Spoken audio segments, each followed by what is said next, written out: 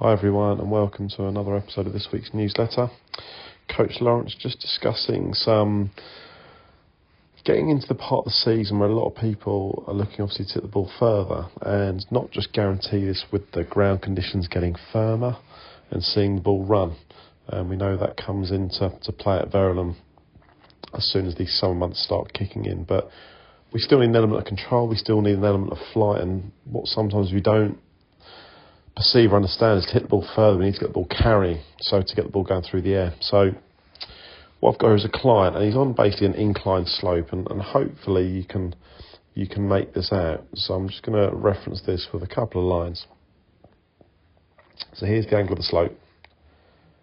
You can see the shoulders are starting to incline, the knees are starting to match, the hips are starting to match. So all of a sudden we've got a blueprint to feel they're actually going to start hitting up on the golf ball.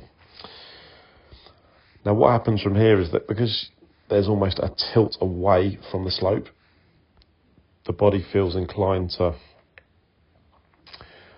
from here, nice load up the top of the backswing, but more importantly on the way down is what we start to see is almost the right shoulder working a little bit more underneath, rather than quite a lot of the time we can see the sort of right shoulder coming over the top, formalising our slices. So swing on lope slope for me gives you two things.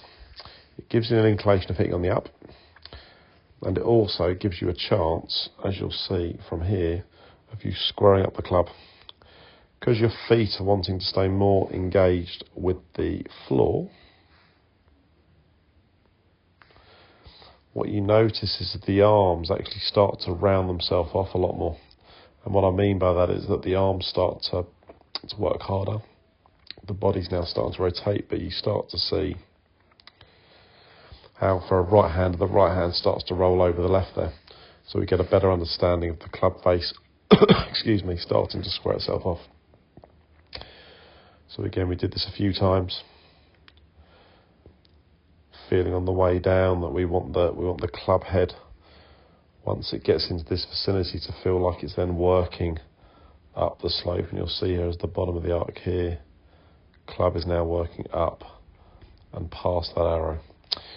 So if you want a bit more flight, want to see a little bit more carry, see a bit more of an upward hit, see the spin rate come down a little bit by hitting a little bit more at the bottom of the face, please do try this.